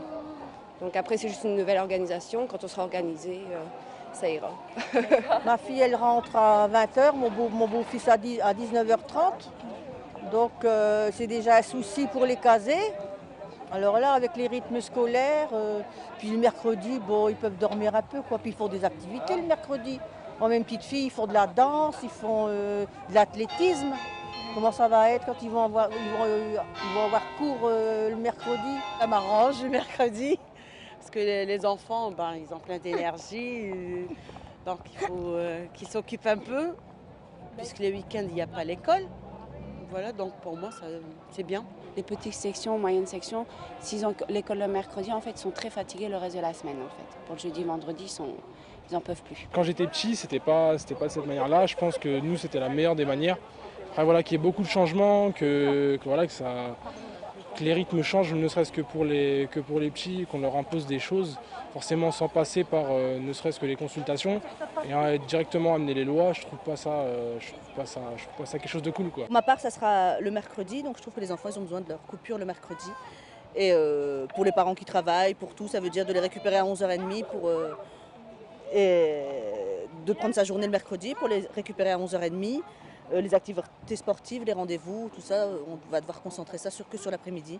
Non, pas de bien du tout. Et puis, c'est pas bien organisé, c'est un pavé jeté dans la mare. Nous, ça va, ma fille, elle est en école privée, ils ne font pas l'école le mercredi ni le samedi, en fait. Mais c'est vrai que pour certaines personnes, avoir l'école le mercredi matin, pour certains âges, c'est un peu trop, je trouve. Pour les petites sections, c'est beaucoup trop. Alors, Guy Fournier, c'est un sujet qui fait débat, mais plus généralement, vous qui êtes au contact quotidien de jeunes Tourquenois, là où vous enseignez, qu'est-ce qu'ils demandent à leur ville, ces jeunes, pour y être bien, y grandir et peut-être y rester? Écoutez, moi je suis en lycée professionnel, donc j'ai des élèves qui ont entre 15 et une vingtaine d'années, qui sont essentiellement des Tourquenois, même s'il y en a quelques-uns qui viennent des villes limitrophes, et ce sont un milieu plutôt défavorisés, des gens qui ne quittent pas leur ville. Et bon, moi, je ne ressens pas de demande particulière. Ils bénéficient de beaucoup d'activités. C'est vrai que mes enfants en ont bénéficié depuis qu'ils sont tout petits, activités gratuites, sportives, etc. Et il n'y a pas de demande particulière. On est même obligé de les pousser un petit peu pour qu'ils y participent, si vous voulez. Ouais, donc il y a une offre, il faut connecter ces jeunes à leur problème. Question toute simple, parce qu'on l'a reçu des dizaines de fois sur les réseaux sociaux, j'en ai pris une au hasard. Alors je ne sais pas si c'est un jeune qui l'a envoyé, mais Tourcoing est une ville jeune. Que souhaitez-vous faire pour que Tourcoing puisse répondre aux besoins des jeunes? On va être concret sur ce dernier sujet et il nous reste malheureusement que quelques minutes. Vous Nous, on a une mesure phare qu'on met en avant pour les jeunes, c'est la gratuité des licences sportives dans les clubs pour les jeunes. Parce que ça, c'est important. Lui, hein. Oui, non, mais Oui. c'est important parce qu'aujourd'hui, c'est un frein, y compris d'ailleurs, ça rejoint peut-être le débat précédent sur la sécurité. Pour qu'ils améliorent l'endurance. Non, on a besoin aujourd'hui de pouvoir un peu livrer le sport à l'ensemble de notre jeunesse, comme la culture. Vous avez au chiffré demeurant. ce sujet-là? Nous n'avons pas chiffré, mais on sait très bien que les moyens dont dispose la ville et les moyens que la ville peut réclamer aussi à l'État, soit dit en passant, sont des moyens qui permettraient, et ce serait un apport qui permettrait vraiment de développer l'esprit de notre jeunesse, qui a besoin de ça aujourd'hui. Souvent, il y a une barrière qui est faite. On voit des terrains de sport qui sont d'ailleurs aussi inoccupés. Parce qu'il n'y a pas de gardien pour les ouvrir. Je pense au terrain synthétique qui est à la Bourgogne. Ça pose des problèmes. Eh bien, ça, il faut vraiment qu'on ait une politique qui soit ouverte en direction de ces jeunesses. Merci William Roger. Il a donné le tempo. Une intervention, une proposition. Vous allez tous faire la même chose pour les jeunes. Vous, Monsieur Bloch, une proposition. Je reviens sur l'éducation physique et artistique d'ailleurs, qui a son finalité intéressante, mais pas uniquement en tant que telle. Souvent, les enfants de l'école primaire qui ont des difficultés ont toujours, dans chaque enfant, il y a une parcelle de propriété spécifique, si vous voulez. Chaque enfant a un talent. Et je pense que si on peut, l'école communale peut, grâce aux lois et à cette réforme des rythmes scolaires, utiliser justement ces enseignements qui permettent une pratique théâtrale. Il y a un enfant qui ne va pas être bon en français, mais qui, par une pratique théâtrale, va retrouver une confiance en lui, si vous voulez. C'est pour essayer de trouver dans chaque enfant la parcelle qui permet de le valoriser. Donc, proposition thématique pour, voilà, de le pour valoriser créneaux, par rapport à ses camarades. Des nouveaux rythmes scolaires. OK, on continue. Monsieur Darmanin, une proposition pour les jeunes Tourquenois? Oui, les jeunes, c'est large. Alors, si je dois choisir les jeunes parents, les gardes d'enfants, ça n'a pas été évoqué, mais c'est un vrai sujet. Et je pense qu'il faut faire confiance aujourd'hui aux assistantes maternelles, aux plus de 560 assistantes maternelles tourquenoises, refaire leur relais d'assistance maternelle, les aider en tout cas à créer des maisons d'assistance maternelle. Les crèches, c'est fort coûteux, ça prend beaucoup de travail aussi aux assistantes maternelles. Et je crois que le mode de garde, on a parlé des rythmes scolaires sous forme de mode de garde, comme le disaient tout à l'heure les Tourquenois sur le marché, mais les jeunes parents, à l'écoute des jeunes parents pour qu'ils puissent aller travailler, pour qu'une femme seule puisse confier son enfant, c'est très important et c'est pas assez développé. Merci, Monsieur Quillard. La tranche d'âge supérieure, je dirais au primaire, parce que Monsieur Delannoy, donc, en sa qualité de premier adjoint ou ex-premier adjoint, donc à la jeunesse, vous aurez beau répéter des mensonges, vous n'en ferez pas de vérité. Donc, il s'agit, si vous voulez, d'empêcher, je dirais, d'empêcher les enfants de plonger droit dedans, en l'occurrence pour ce qui relève de la culture, ou je dirais plutôt du divertissement ainsi que du sport, mais plutôt de les inciter ou même de les forcer tout simplement à faire du soutien scolaire. Donc, en l'occurrence, ma proposition, ce serait du soutien scolaire à fond pour ce qui relève du primaire. Maintenant, si vous me permettez juste une petite parenthèse. Effectivement. Voilà, pour merci. être juste. Allez, merci bien. Monsieur Le Chyp. Et il marche toujours le micro, je vous assure. De quelle tranche d'âge on parle? Je veux dire qu'il y a plusieurs. Vous avez l'enfant, puis après vous avez le préado, l'ado. Une donc proposition de quel pour une Et de puis, ces tranches d'âge, comme je viens de l'entendre, là, c'est bien. Écoutez, si je prendrais par exemple les jeunes, vous savez que dans le cadre du sport, qui est intéressant, parce qu'on prend toujours comme support pour l'insertion du jeune, il serait intéressant de lui proposer d'être dans des clubs sportifs, parce qu'il y a beaucoup de familles qui sont défavorisées, qui ne peuvent pas mettre leurs gamins. Donc il faudrait également qu'il y ait une gratuité presque, je veux dire. Donc vous êtes d'accord avec cette proposition? Par rapport à ça, mais je veux dire, quelle tranche d'âge? Je veux dire que bon, à partir d'une certaine tranche d'âge, il faudrait également qu'il y ait une petite participation, mais qu'également ils puissent se débrouiller. Donc à partir de ce moment-là, oui. Mais après, vous avez les jeunes dans les écoles. Donc les jeunes dans les écoles, puisqu'on est passé au rythme scolaire spécifique qui embête plus les parents en ce moment. On avait dit une proposition. Hein. Ah d'accord, excusez-moi. Voilà. Donc, une proposition, Monsieur Delannoy. Alors, une proposition sur un sujet qu'on a mis vraiment au cœur de notre projet pour ce prochain mandat, puisque nous avons vraiment indiqué que l'enfant et les jeunes, l'enfance et la jeunesse seraient la priorité parce que c'est là, vous l'avez parfaitement dit, la ressource majeure de la ville de Tourcoing pour son avenir. Et donc, puisqu'il faut choisir une mesure, je me concentrerai sur la toute petite enfance. C'est là que vraiment on sait qu'on réduit les inégalités et les injustices de la manière la plus efficace. Et donc, c'est qualifier les modes de garde, pas pour rendre service aux parents, mais pour épanouir l'enfant. Donc l'apprentissage précoce du langage, l'apprentissage précoce aussi, ou on va dire l'accoutumance à des langues étrangères dès les structures de toute petite enfance, le travail sur les habitudes alimentaires, bref, doter les tout jeunes enfants d'un maximum de ressources pour réussir toute leur vie. Et c'est vraiment se concentrer sur cet objectif, et c'est effectivement là-dessus que nous avons dit, le prochain mandat, il sera concentré sur l'enfant, parce que c'est là que se joue l'essentiel. Il me reste 2 questions à vous poser avant la fin de notre rendez-vous. Juste avant, un sujet d'actualité. Nous avons reçu il y a quelques heures copie d'une lettre que vous avez envoyée, M. Darmanin, à M. Delannoy, où vous dénoncez avec force, ce sont vos termes, la collusion du PS et du Front National. Parlez-lui dans les yeux et il va vous répondre. On est là ensemble, hein, on en profite. Bien sûr. Moi, je crois que le Parti socialiste aujourd'hui, et vous-même, Bloch, M. Delannoy, vous êtes au centre du sujet là. Hein. Oui, on a vu tout à l'heure qu'ils étaient très contents d'ailleurs ensemble. Ils s'interpellent, ils sont souvent d'accord. Monsieur Bloch, vous êtes souvent d'accord avec le candidat du Parti socialiste qui tranche un peu avec les autres candidats. Je crois que le Parti socialiste aujourd'hui n'a plus qu'une seule manière de garder Tourcoing, c'est qu'il y ait une triangulaire. C'est que les électeurs mécontents de la politique nationale, locale. Alors, triangulaire, on décrypte. Voilà, qu'il y ait 3 candidats au second tour, le Front National, le Parti socialiste et puis l'UMP, l'UDI. Et je crois que c'est finalement le seul moyen pour vous, M. Delannoy, de rester maire. Et c'est le seul moyen aujourd'hui de diviser les voix.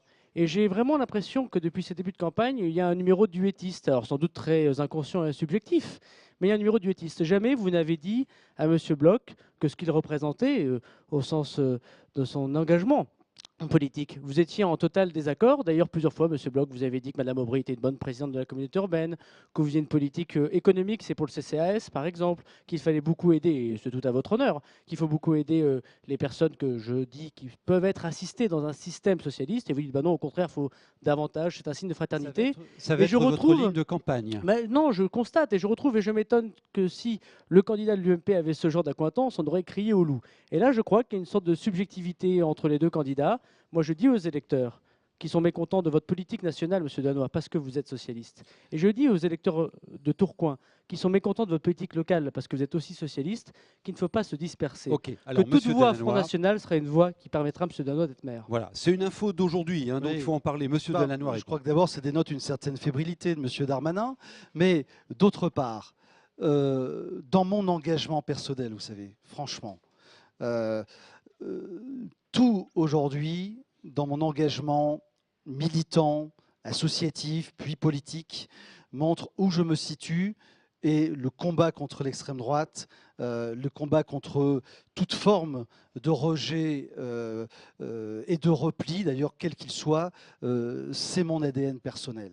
Voilà. Moi, je suis né avec le combat contre l'extrême droite et ses dangers.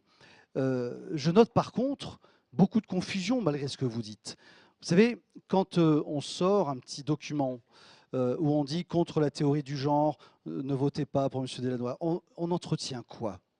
Si ce n'est pas justement là de grandes ambiguïtés, et ce que effectivement vous cherchez là, c'est à semer tout un certain nombre de confusions. Et puis moi, M. Darmanin, vous savez, il y a eu un deuxième tour un jour d'une élection cantonale. Vous avez été éliminé au premier tour. Il y avait un candidat socialiste, Vincent Lano. Il y avait un candidat du Front National. Vous n'avez donné aucune consigne contre le Front National. Donc aujourd'hui, s'il y a de la confusion, c'est votre sujet. Gardez-le, il vous encombre pour longtemps. En tout cas, moi, ma ligne est claire. Il nous reste Monsieur Bloch, vous voulez ajouter quelque chose? Vous êtes pris c'est en très otage simple. presque. C'est très simple. Quelques secondes, s'il Oui, vous plaît. quelques secondes. Simplement, on a 50 milliards d'intérêts à payer. L'État français, en ce moment, paye 50 milliards d'intérêts par an. Pour les intérêts, pas pour rembourser la dette. Et donc, depuis 40 ans, moi, ça fait 40 ans que je suis fonctionnaire et je fais peut-être de la politique pour cela. On observe des gouvernements, aussi bien les vôtres, M. Darmanin, que les vôtres, M. Delannoy. Je les ai connus et donc ils ont accumulé la dette. Et je les ai servis, mais ils ont accumulé la dette. Et les jeunes comme vous, M. Darmanin, ils devraient comprendre que notre génération et cette génération a quand même été pas toujours très compétente et laisse quand même une ardoise colossale. L'exercice maintenant du moi-mère avant de nous quitter. Je cherchais les petits papiers parce qu'en fait, l'exercice qu'on vous propose, on va tirer au sort l'ordre de passage. C'est tout simple. 60 secondes maximum pour chacun d'entre vous pour nous partager une dernière fois pour notre rendez-vous, vos convictions, vos propositions pour les Tourquenois. Une main innocente? Non. Hein? Oui, mais c'était pour l'autre, je vais faire le tri après. On ne croit pas que c'est fait exprès, c'est M. Delannoy. Monsieur Delannoy. J'ai des accointances. Alors, Monsieur Delannoy, le chrono va s'afficher à l'écran. 60 secondes, moi-mère. Alors moi, maire de Tourcoing, d'abord je ne cumulerai pas avec un mandat national, puisque c'est un choix que j'ai fait depuis toujours, de me consacrer totalement à ma ville et à travers des responsabilités qui n'ont comme cœur que la ville de Tourcoing et son intérêt. Je convoquerai dans les premiers mois après l'élection de ce mandat des assemblées générales de quartier pour qu'avec les habitants, nous précisions les engagements pris et avec les habitants décider des priorités. Je lancerai la grande cause communale qui est la lutte contre l'isolement, notamment des personnes âgées. Je ferai en sorte de rendre compte chaque année de notre mandat et notamment dans les quartiers autour de notre contrat avec chacun des quartiers de Tourcoing. Et je m'engage bien sûr à réussir cette grande réforme des rythmes scolaires pour l'intérêt de l'enfant. Moi, maire de Tourcoing, je souhaite qu'au terme de ce mandat, on ait fait la démonstration que les enfants s'étaient davantage épanouis grâce à cette réforme. Merci beaucoup. On continue. Alors, Monsieur Chiard. Monsieur Chiard, 60 secondes, moi maire. Moi, maire de Tourcoing, je dirais et j'appliquerai le principe du stop à la stigmatisation, notamment des populations qu'on n'a pas évoquées durant ce débat. Je pense notamment aux Roms, qui, d'ailleurs, je vais peut-être lever un tabou, mais qui sont aussi tourquenois, que vous et moi réunis. Je pense aussi aux populations d'origines étrangères. Je pense notamment, car je suis un petit peu proche d'eux, ne serait-ce que par l'origine ethnique. Je pense aux musulmans à qui on promet beaucoup de choses, mais devant la caméra, on s'abstient. En tout cas, on s'abstient de véhiculer le même discours. Je m'engagerai de toutes les façons dans un projet clair, crédible et réalisable. 10 engagements. 10 engagements que j'appliquerai à partir du premier jour suivant les élections municipales et que je terminerai au dernier jour donc de mon mandat. Parmi ces propositions, je pense notamment à redonner la confiance aux élus, à non pas privilégier les emplois du style contrat aidé ou contrat service civique, mais plutôt de favoriser la formation. Merci beaucoup. On continue. Moi, maire. Monsieur Bloch. Monsieur Bloch, 1 minute. Maxi. Moi, maire de Tourcoing, conscient des difficultés que l'on vient de voir de cette charge, d'abord, je m'y consacrerai entièrement et donc je consacrerai tout mon temps et toute mon énergie à cette charge sans cumuler aucun autre mandat ni aucune fonction. Moi, maire de Tourcoing, j'irai d'abord vers les plus défavorisés, vers les plus pauvres, pour essayer de leur redonner un peu le sens de la solidarité et de la fraternité qu'on peut leur donner. Moi, maire de Tourcoing, j'essaierai de mobiliser l'administration communale parce que j'ai l'habitude de commander des administrations et je pense qu'une administration peut se mobiliser et faire beaucoup de choses pour une ville. Et moi, maire de Tourcoing, je créerai un club de chefs d'entreprise parce que je pense que c'est l'entrepreneur qui peut aider à ces problèmes d'emploi que l'on a vus importants et j'essaierai de les écouter. Je pense que c'est en les écoutant et en mettant en pratique leurs demandes que l'on peut faire améliorer les choses. Merci beaucoup. Allez, on continue. Hop, Monsieur Darmanin, 1 minute, Maxi, moi maire. Non, je dirais pas moi maire, parce que le dernier qui nous l'a fait, on a été un peu déçus à l'élection présidentielle. Donc on peut dire tout simplement que pour les Tourquenois, le choix affectif qu'on a pour cette ville, c'est effectivement de se consacrer à cette ville. Et je le montre, je crois, avec une envie toute particulière, en disant qu'en 2017, bien sûr, je choisirai d'être maire de Tourcoing si les Tourquenois me font confiance. Et je ne cumulerai pas 1 euro d'indemnité. Je n'aurai pas de voiture avec chauffeur. Je servirai les Tourquenois et je ne me servirai pas. Je veux aussi dire que je serai dans la proximité. La proximité, c'est régler concrètement, pas des grandes phrases, les problèmes de stationnement à Bellencontre ou au quartier de la Croix-Rouge, la vitesse excessive à la Barrière, et en même temps d'être à l'écoute des grands chefs d'entreprise, à la fois de l'ouvrier, à la fois du salarié, à la fois du retraité et des jeunes, mais aussi de ceux qui vont faire la ville de demain. Et ce qu'il faut faire pour Tourcoing, ce n'est pas des déclarations d'amour, c'est des actes très concrets. Merci. Alors, il nous en reste 2, là. Monsieur Le Chy. 1 minute maxi, moi maire. Moi, je n'y suis pas encore.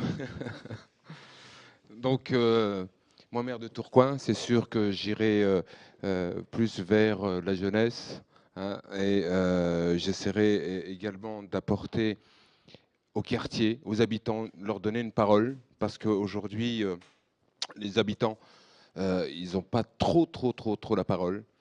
Donc, leur donner également de faire des choix. Également, le rythme scolaire, si jamais toutefois on pouvait le changer, ça serait bien. C'est ce que j'essaierai de faire. Puis bon, écoutez, au niveau de la sécurité, permettre aux éducateurs d'avoir plus de travail, parce que bon, vous avez certains éducateurs qui travaillent plutôt la journée et puis pas le soir. Après, qu'est-ce que je peux dire encore? C'est au niveau du commerce ici sur Tourcoing, je crois qu'aujourd'hui, Auchan City est implanté, mais il n'y a pas beaucoup de Tourquenois qui travaillent à l'intérieur. Donc j'essaierai de faire une convention ou de voir avec pour dire qu'il y a plus de Tourquenois. Puis après, essayer de redonner... C'est terminé, excusez-moi, je n'avais plus les yeux sur le chrono. Merci, et on termine avec vous, monsieur Roger. Oui, moi, maire de Tourcoing, d'abord, je dois dire que j'y crois, parce que c'est vrai que dans ce débat, peut-être à d'autres, on a eu moins la parole, hein, puisqu'on est quand même la petite liste qui monte, mais c'est comme à la présidentielle avec Mélenchon, qui est la personne là, hein, dont nous réclamons. Merci, nous vous remercions, tout à fait. Mais il y a d'autres sujets sur lesquels on aurait aimé s'exprimer, où vous voyez à quel score Mélenchon avait terminé. Je crois qu'il y a des idées comme ça qui naissent, et on est en train de créer une dynamique importante dans cette campagne, qui, je crois, est important. Moi, maire de Tourcoing, tout simplement, j'exigerai de l'État les surdotations dont la ville de Tourcoing a absolument besoin. Tourcoing est une ville pauvre, 25e ville la plus pauvre parmi les 100 premières plus grandes communes de France. Donc Tourcoing a besoin d'un effort de l'État essentiel. Or, malheureusement, nous avons un maire qui a ses amitiés pourtant auprès du gouvernement, mais la surdotation n'arrive pas. Or, comment faire avec des moyens limités? On a besoin, pour avoir une politique sociale, pour aider la population tourquenoise, c'est ça dont nous avons besoin qui est essentiel. Merci, messieurs, il n'y a que des messieurs, pour avoir participé à ce moment. Merci d'avoir été concret. C'est vraiment notre souhait d'expliquer, de décrypter aux Tourquenois, et quel que soit l'endroit où vous nous avez regardé là au cours de cette émission, vous pouvez réfléchir à ces grands sujets qui vous concernent inévitablement. Prochain rendez-vous, ce sera à Lens. Bonne chance, enjoy, comme on dit, hein, et on se retrouvera bien évidemment les 23 et 30 mars pour décrypter vos scores à chacun d'entre vous. Merci à vous, mille merci à nos confrères de La Voix du Nord et de Nord-Éclair et aux propriétaires du Petit Quinquin qui nous ont reçus pour ce café débat. Voix du Nord, Nord-Éclair et WEO, votre télévision régionale. À très bientôt.